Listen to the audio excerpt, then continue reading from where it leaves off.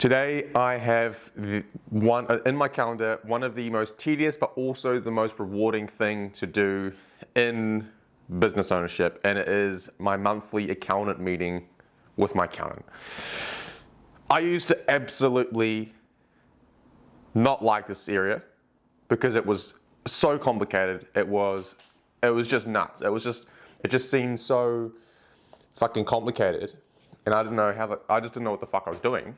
But 4 years later, it makes a lot more sense. But so now I actually have a meeting every month with my accountant. We kind of run through things every month, see where we're at, what's worth doing, tidy up any bits that are kind of not reconciled or things that just aren't quite lining up. And then we kind of roll it into next month with that. And I think for me, super beneficial. But anyway, that's coming up today. I'm firstly going to just drop off some footage to Campbell to edit today. Then I'll see the accountant. And so hopefully we can bring the camera in. I mean, I'm obviously not going to share my entire life secrets on the camera with my numbers, but it'll be not cool to just get some B-roll of it, something like that. Yes, and I know I told you that I don't really wear pants. It's an absolute last minute.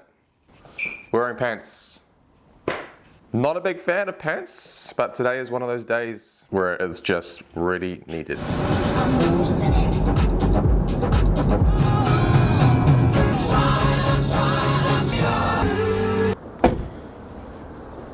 Jesus. Well, it's even worse today. Yeah. Oh my God, Rice. What's your problem? Right, I'll talk to you later. Right, package acquired again. He's got the footage. Now it is time to go and talk numbers with the accountant.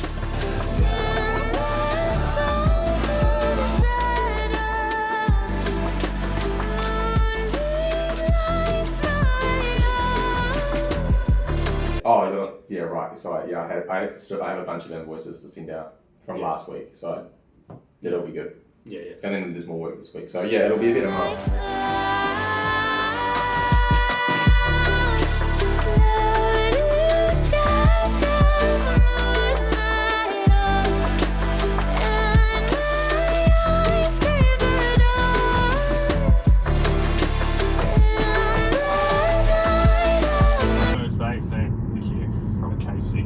Yes!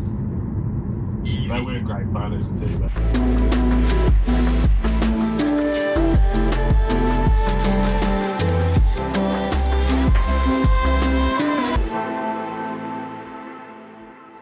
These are the key takeaways I got from today's meeting with my accountant. Boring shit is what I'll tell you. I mean, I do not blame you if you just do not want to watch this video. I get it, because it's about accounting. I mean, it can be extremely mind-numbing, but to be fair, this one was actually cool. So the first one, because obviously our end of financial year finished on 31st of March, new one started 1st of April. So we're doing the process of reconciling the entire year and seeing where we actually ended up. Siri, go away. I don't want you here. Side note, Siri, this year, useless. I reckon Siri got dumber with AI. But anyway, it's a hot take. If you do actually have a business and you do use software to reconcile your stuff, make sure that you are on top of it. Like I am every week, at the end of every week, reconcile the whole week and make sure everything lines up so that we get to the end of the year. Shit makes sense. The accountant is, I've just got to send him a couple of things and then he'll be able to finalize the reports and then it's done. Versus not doing reconciling and that's going to be a shit show and fuck that. So, take that one off. What else we talk about? We talk about employee management. So he asked me a good question. He's like, is it making sense to have a full-time employee in the business on the books? And I didn't actually have an objective answer. I told him, it's making a whole lot of sense to me. He's able, with Campbell doing what he's doing, he is, doing the jobs that I would do at a really high level and saving me a lot of time so I can save myself for sales work or business, higher level business stuff or even content. this stuff. So it's working, but he wants me to actually really kind of quantify how that's going so that we can figure out, making sure that Campbell isn't being overworked, because that's a real possibility. Or if he's been underworked and I'm not actually utilizing the maximum that I can be or should be entitled to as a business owner. So a good reminder. So I've got some good things on that. So for me, it's getting performance reports, figuring out where his bottlenecks are in his workflow so that we can adjust them, help him through those, and in turn, he'll be more efficient, he can get more jobs done, which means he can be quicker for him. And for me, we have high capacity and we can turn projects around faster. So that's the biggest one. And that's really the only one. That's the biggest one that I'm gonna look at when I have some time, maybe over the weekend, put that together. So, employee management done. We did talk about new business revenue. Because we are like 95% real estate focused, and that's by intention. We wanted it to be that kind of model because it's a lot easier to scale a business when you're kind of focusing on one thing. So for us, it's real estate. But so there is the extra 5 to 10% of business that we do is more commercial work, and it's a lot of it is just doing video only. So he asked me, should I be doing more of that? And I kind of was like, there's nothing to say that we can't. And being more specific on, let's do more work that's just shooting and then deliver the files. There would be a lot of people, a lot of businesses that would want to do that because they don't want to pay 2, 3, 4, 5, 6, 7 grand a month just for content and marketing. They would prefer to do it in-house, but they typically don't have the gear to do it in-house. That's at a high level or, a good quality, right?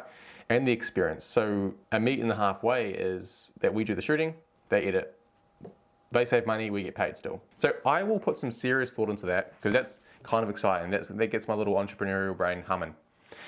And the last thing, if you focus, is the outsourcing update. Obviously, accountant was aware that we're trialing that new editing company, outsource company, and so I just told him I talked to the team. I've actually got an offboarding call tomorrow with that company. They're going to probably ask for feedback and stuff about why I'm leaving and stuff, and I'm going to be just super honest with them. It's just not at the level that we need it to be at, and if I'm outsourcing my work, the expectation is I outsource it and it gets done at the level that I would expect. Anything less than that, I might as well use that same money I'm paying them and pay someone in my own hometown, home city, and train them from scratch and get the results amplified later down the track. So yes, so we're going to kind of cap our capacity to be delivering projects, but that wasn't going to work. So we're getting rid of that, and we'll take another swing of that maybe next month. We'll see how it goes because it's winter now, so business will theoretically die down, although we're not seeing that happen. But we'll look at that next month. Maybe try and find someone in hometown, home city that we can train up that has the raw potential, the raw kind of material that I can kind of manipulate into a really good videographer or editor or both. But yeah, so probably not your typical accountant meeting, but we did do some number stuff. But yeah, it's not all doom and gloom. Don't even ask me where I got this paper from. I just thought that it was kind of a nice little addition to the video. Like it's a talking head and it's pretty boring and we're talking about accounting. But writing it down, I don't know, just maybe helps things. But yeah, so that's all I'm going to film today. I think there's not a whole bunch else that I think it's worth sharing that wasn't shared yesterday and the day before that. I kind of want to be mindful, even though we're doing daily vlogs, and this whole 30-day process is meant to be me learning how to kind of fold that vlogging content into my business schedule or working schedule. But I also want to make sure that that each video has a purpose to some extent. Although I don't know what the purpose is until I wake up and I start filming, which is kind of cool. But I do want it to be different each day. And so today, you've seen it. It's pretty boring. Shooting, county meeting, doing some exercise, and yeah, I'll work until 10, 11, 12 o'clock tonight, and yeah, hit tomorrow up. I'm not sure how I'm going to shoot that, to be fair, but let's just wait and see. See you tomorrow.